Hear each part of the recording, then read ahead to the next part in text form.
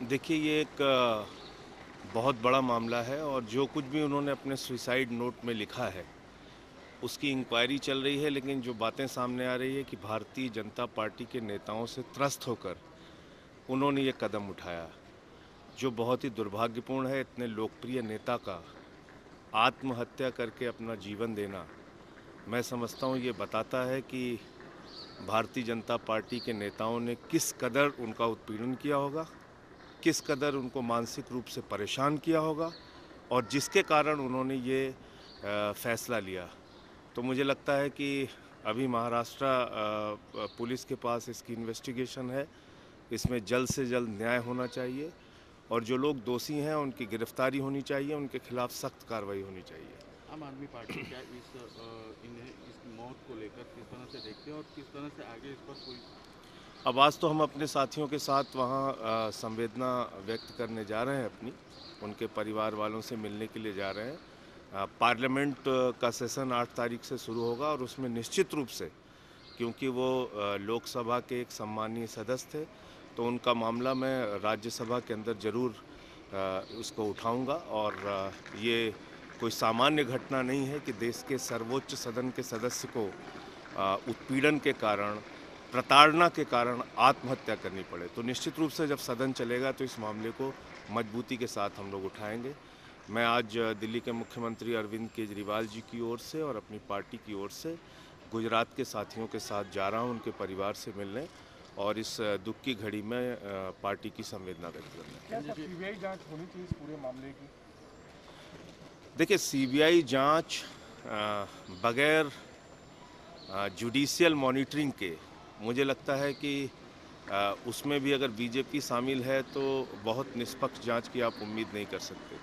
इसलिए high court या supreme court के जज की मॉनिटरिंग में अगर सीबीआई की जांच होती है तो निश्चित रूप से कोई इसमें सच सामने आ सकता है। वैसे महाराष्ट्र पुलिस के पास अभी है, तो हम उम्मीद करते हैं कि वहाँ से कुछ ठोस कार्रवाई होगी। लेकिन अगर इसमें कोई बाधा आती है तो निश्चित रूप से हाई कोर्ट, सुप्रीम कोर्ट की एसआईटी बननी चाहिए, उसकी मॉनिटरिंग में ही ये जांच होनी चाहिए। संजय जी, ये सूरत महानगर पालिका में आपको जिस तरह की सफलता मिली गुजरात की उसके बाद सफलता पूरे देश के लिए एक बहुत बड़ा संदेश है और इसमें अरविंद केजरीवाल जी का नेतृत्व और गुजरात के हमारे जितने भी पार्टी के पदाधिकारी हैं, कार्यकर्ता हैं, उनकी मेहनत और यहाँ की जनता को सैल्यूट करना चाहूँगा, उनको सर झुका के प्रणाम करूँगा, नमन करूँगा।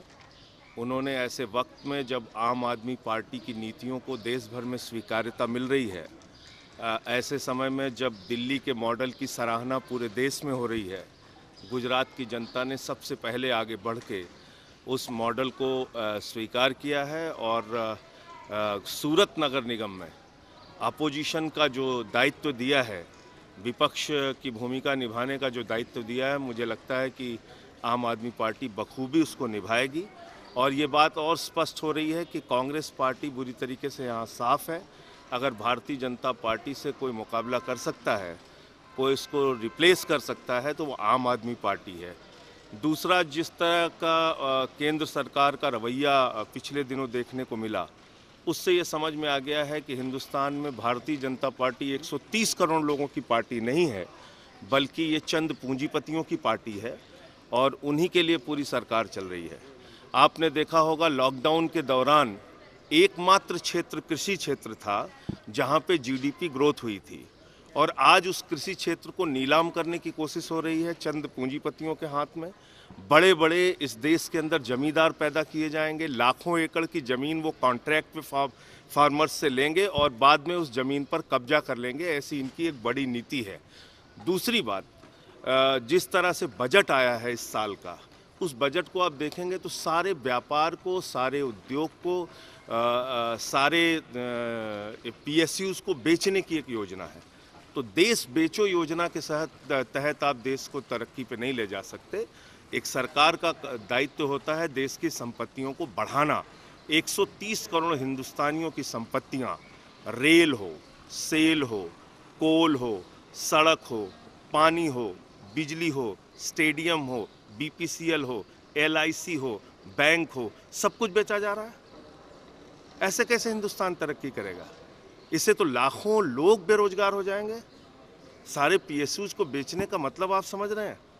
जिस एयरपोर्ट पे हम लोग उतरते थे तो जहाँ लिखा रहता था सरदार वल्लभ भाई पटेल एयरपोर्ट, जिस एयरपोर्ट पे हम लखनऊ में उतरते थे तो वहाँ लिखा रहता था कि चौधरी चरण सिंह जी के नाम पर एयरपोर्ट, आज वहाँ लिखा रहता अडानी एयरपोर्ट।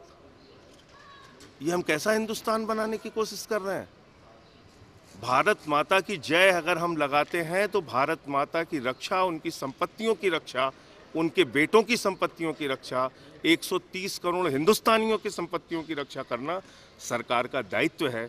और अगर उस दायित्व को सरकार पूरा नहीं कर पा रही है तो वो एक कपूत सरकार कहलाएगी, सपूत सरकार नहीं है।